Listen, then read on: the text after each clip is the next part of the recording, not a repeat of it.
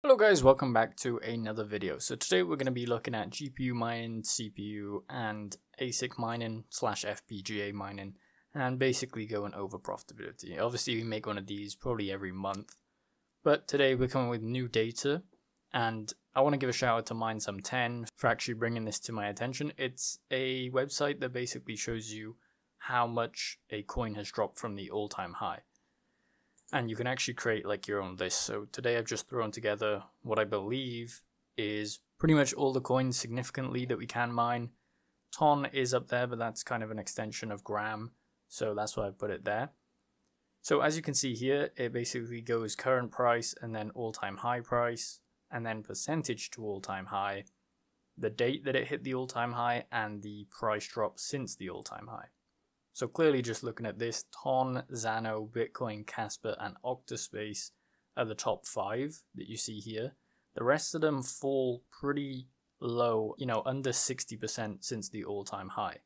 So you're probably wondering what's at the bottom. Well, it's Carlson coin, and that kind of had a massive mining phase, but clearly it hasn't really stuck around too long. And then we have Cadena, which we've seen, time and time over. A lot of people still holding on to Cadena, even though we see the chart here on Cadena and we're like, there's not really much point in mining it. Plus those people that bought all those Cadena miners back in the day for, $20,000, $30,000 per machine are basically worthless at this point. Then you have Zephyr, which is obviously CPU mineable, Ironfish, Neoxa, Ergo, Abelian, Zill, which is kind of an extension one, Nexa, Ravencoin, Conflux, NeurAI, Radiant, Ethereum Classic, Claw, Cubic, Doge, Litecoin, Flux, Dynex, Zealous, which is one of the big ones right now, XMR, Alephium, and then the rest at the top. So just judging off this, you can kind of get an idea of how much coins have actually fallen since their all-time high.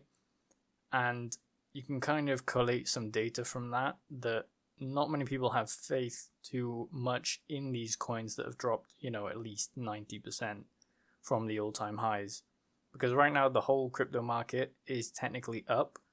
We're around 60,000 for Bitcoin, which isn't great, but it is still way better than it was maybe a year ago from now.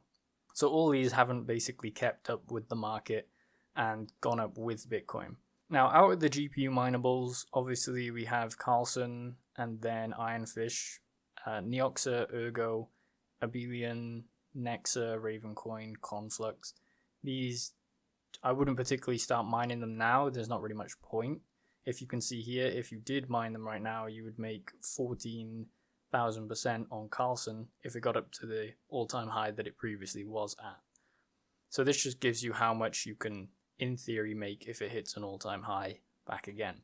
But mainly what I kind of get from this data is that there's only a few coins that realistically you should be mining and that's keeping up with the market as we're seeing here. So I'm classing Bitcoin as mainly the whole market because it is a large majority of it. So anything kind of close to that percentage is still good for mining. So Casper, Xano, which is one on the GPUs that I haven't really seen for a while. When we go over to hashrate NO, you can kind of see Xano's in there a little bit with Zealous at the top and then maybe some Pirin thrown in there. This website doesn't actually have Pirin listed, so I can't really see where that falls. But mainly, if you're sticking around the Bitcoin range, or at least above that, then I would assume you're doing substantially well as a coin. So Xano might be the play for, some steady profits for GPU miners. Bitcoin, Casper, Octaspace. We've talked a lot about the mining of Octaspace on those Jazz miners. It is relatively profitable and it gives you kind of more options on the Jazz miner to mine some other coins that if they do shoot up, you can take advantage of it. We haven't covered it a lot on the channel, but I might start doing some more videos on it. The only reason that we haven't covered it is because we don't actually mine it currently right now. We're only buying it. And then obviously Casper coin that we have there. That's kind of keeping up with Bitcoin. It's fallen a little bit. And then you have Alephium, which obviously we're still kind of bullish on, but if it keeps dropping further down, then we might be, a little bit fearful that it is kind of dropping off the list. Zealous has been good for profitability, but I don't think it's going to get hit up into those all-time highs again. If you look here, you can actually see the last time that it hit an all-time high. So for Monero, we don't think that this is going to come back up because it has 6 years ago was when the all-time high was. Xano, I don't know if that would come back up. 3 years ago, that was the last bull run, but 6 years ago is definitely past last bull run, so it didn't even come up on the last bull run. And it's actually a good chart to look at. You can actually do it for the whole cryptocurrency listings. If you go here, click on this, and then click here, you can see all of the cryptocurrencies and their all-time high drops. So if you're into the whole crypto market and not just mining, you can also see that as well. So shout out Mine10. I'll leave this linked in the description if you want to go look at it. And then, as I said, on the GPU mining side, profitability has ticked up a little bit, but I don't think it's going to last too much. Only the 40 series are really the ones that are really, really profitable, in a sense that none of them are profitable once you go down here. You know, this 0.04 cents profit, that could change, you know, in a flick of an instant, and you could be unprofitable very quickly. So I don't really count anything that's sub 10 cents or even sub 15 cents on here as a profitable coin to mine at the time. So you see it's basically 40 series and the 7900 XT. When you go to CPU mining, we've seen Spectre. This is not actually on this chart either. I couldn't find it. But that's bringing decent profitability, way more than what we're seeing on GPUs. We have seen kind of an uptick in CPU profitability for the past, 6 months. And that has actually been good for those CPU miners because I think not a lot of people are too into CPU mining. They don't want to get into it. GPU mining seems a lot easier to get into, and there's a lot more coins out there that you can mine on them that are profitable, and that's probably why people don't go for CPU mining. So it's kind of a niche space that can be taken advantage of sometimes, like we're seeing here, with way better profitability than GPUs. And then FPGAs, I don't know if anyone's actually still mining with FPGAs. I'm assuming they're not, but the profitability is still kind of there on the Osprey E300 and the Superscaler. I don't know anyone that has a Superscaler, but I know some people do have the E300 from Kaspa Mining. So you can actually mine gram on that, which I didn't know.